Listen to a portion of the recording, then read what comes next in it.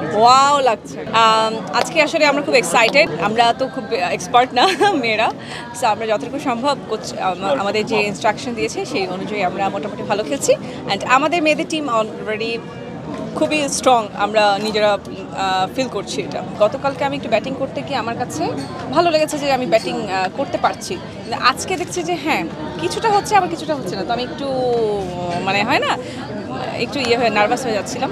তো এনিওয়েজ যখন খেলার মাঠে যাব তখন কীরকম অবস্থা হয় আসলে বলতে পারছি না, বাট কনফিডেন্সলি একটু খেলতে হবে এটা। আচ্ছা, আমার নতুন গান বলতে আমার নতুন একটি গান অলরেডি বের হয়ে গেছে বেলাল ভাই ইউটিউব চ্যানেলে, তুমি ছাড়া নেই আলো।